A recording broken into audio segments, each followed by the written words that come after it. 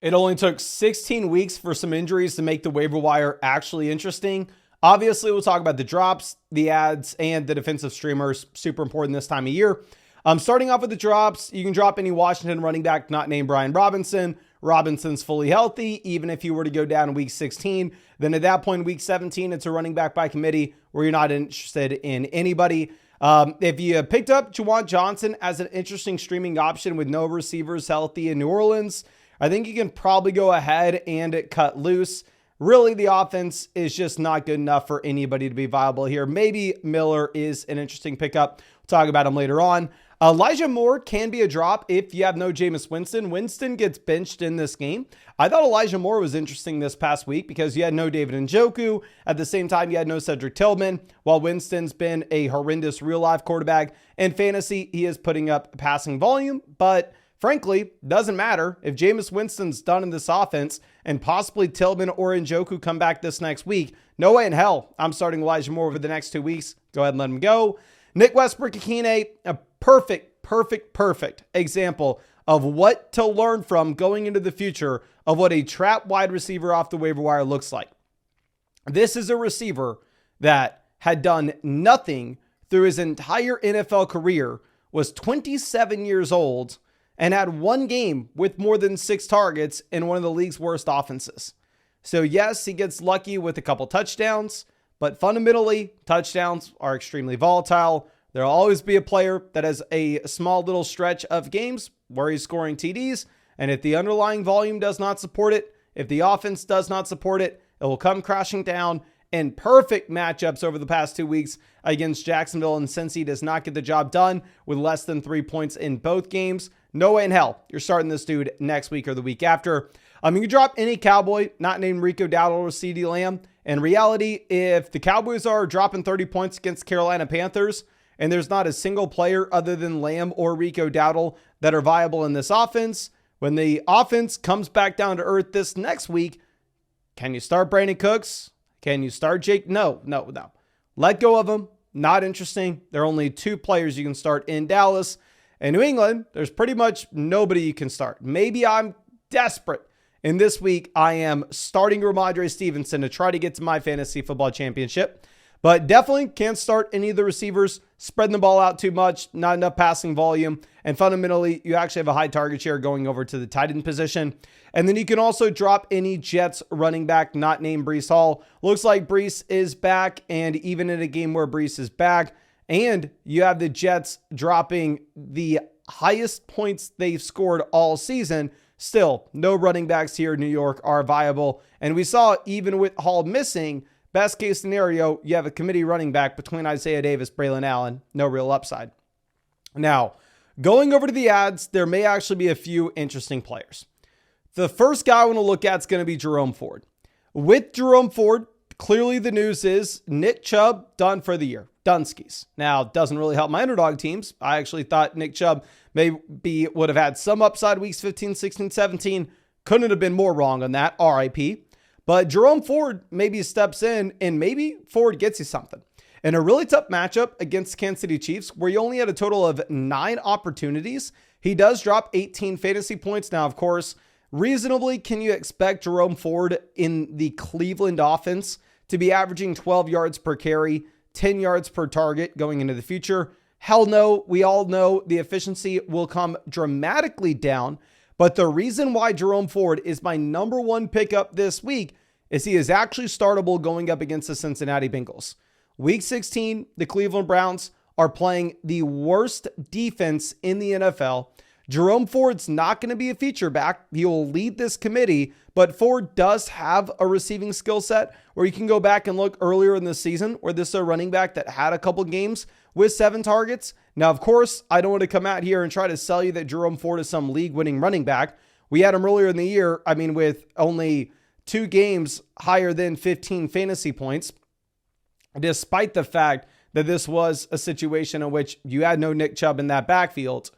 So you can pick him up. Definitely can be a spot start. Like I know Thomas, the guy editing this video, I'm sure that he is going to be my semifinal opponent this week. And he lost both Montgomery and Kamara. So yours truly may be heading to the fantasy football championship.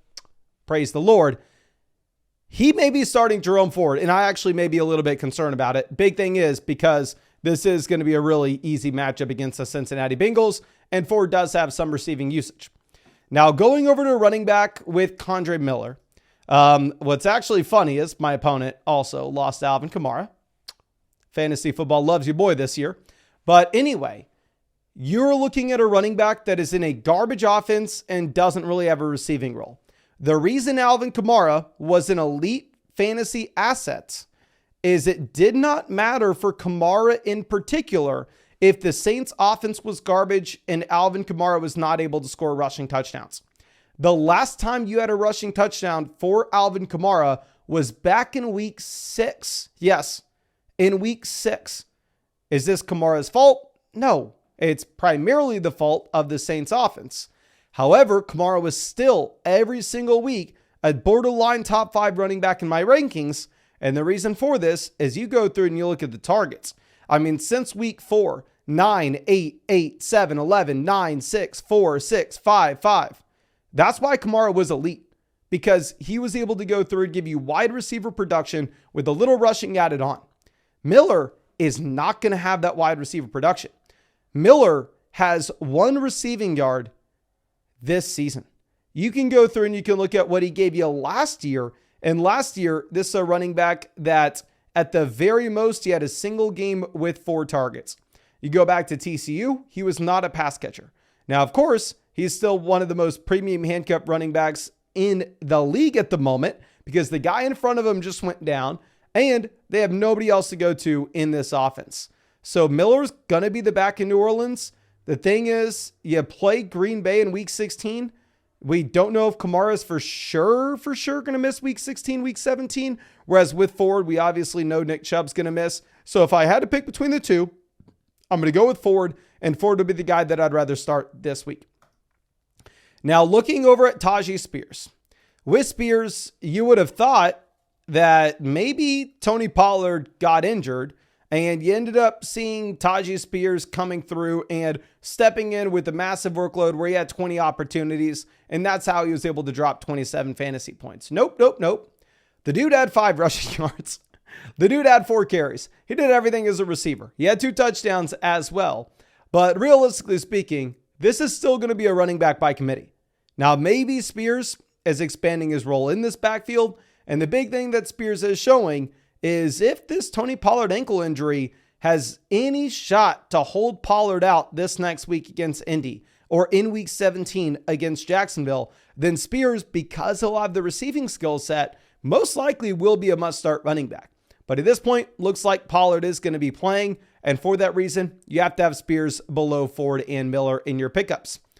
Now, really the only wide receiver pickup that I can mention, and really one of the only reasons why we are absolutely crushing on Underdog at the moment, is Quentin Johnston continues to actually come through and score touchdowns.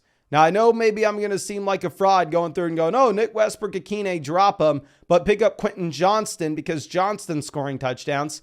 The difference between these two receivers in my mind is, one, Quentin Johnston is a 23-year-old round 1 NFL draft pick. There's some reason to believe while he was the worst receiver in the NFL last year, and while he's still a pretty bad receiver, that he could continue to improve. That's a reasonable expectation.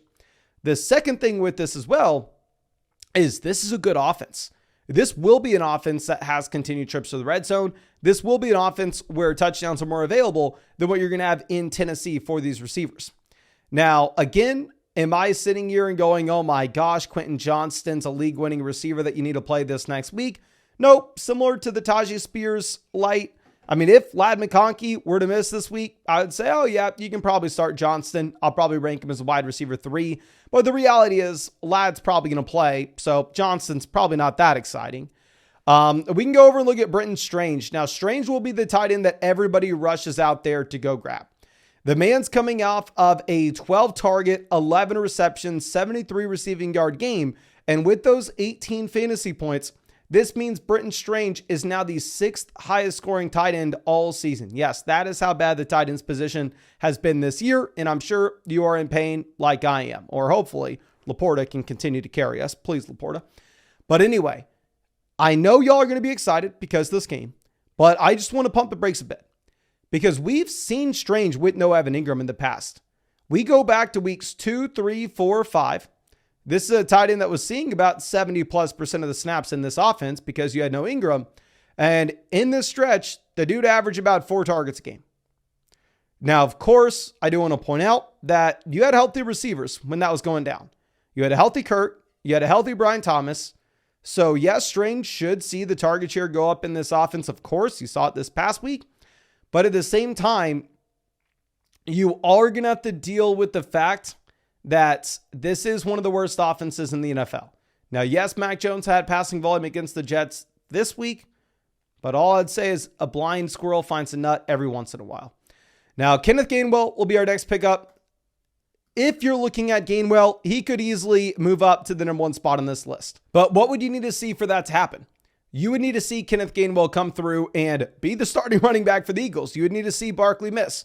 And from everything I can tell at the moment, seems like Saquon Barkley is going to play. And if Barkley plays, Gainwell's not interesting at all. Now, I am recording this in the 4th quarter of the Raiders game. I'm watching it on my other monitor. What you're seeing right now is you're seeing Alexander Madison look like an absolute bomb. And at the same time, you're getting in some Amir Abdullah. Sincere McCormick is injured, but at the same time, the Raiders are one of the worst offenses in the league. It looks like this may now be a running back by committee. Do I want a running back and a running back by committee in one of the worst offenses in the league when that player himself has no talent? No, I don't. So maybe you'd have a different Raiders running back coming through and being the starter this next week. But the reality of the situation is I don't think it will frankly matter. I wouldn't pick him up. Rashad Bateman comes through. He helps out some underdog teams. Congrats if you had him. Congrats if he helped you advance this past week. But realistically, is there any world in which you're starting Rashad Bateman? Nope, you're not. Move on. Hollywood Brown maybe would have been an interesting pickup if it wasn't for the Mahomes injury. But I mean, there's no way in hell you can start Hollywood his first week back. Really, the only world you ever would have started Hollywood is if he came back in week 16 with Mahomes, he blows up, saw double-digit targets, and then you could have considered him in week 17.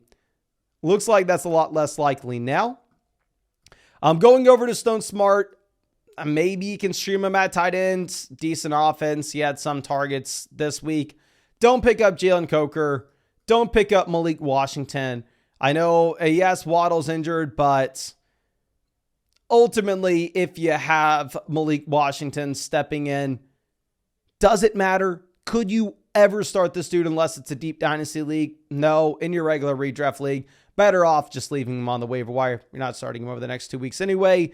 I'm going over to the potential defensive streamers.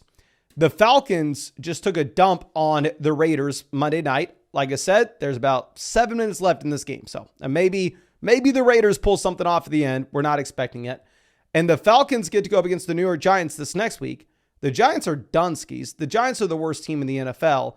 The Giants had a 16.5 point spread. There were 16.5 point dogs this past week, and they did not cover. They had the lowest implied team total in the NFL, like 13.5 points. Congrats, they scored 14. Falcons look like a phenomenal streamer. I don't know if the Falcons are owned in the Flock League. If they aren't, your boy will be putting in a waiver wire bid. Probably shouldn't have said that. My opponent is editing this video. Arizona Cardinals going up against Carolina. Arizona's rostered in 55% of leagues, so Arizona's probably going to be a tougher pickup here. The Bengals, garbage defense, worst defense in the league. Falcons have a garbage defense as well, though.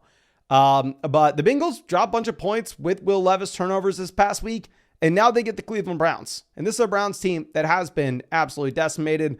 You go over and look at the Indianapolis Colts. They get to play the Tennessee Titans. Again, the Colts do have a phenomenal pair of games here in week 16 and week 17. And then the Jacksonville Jaguars get to go up against this Raiders team that looks like they are absolutely falling apart. But again, the Jags have a horrendous defense. So proceed with caution here.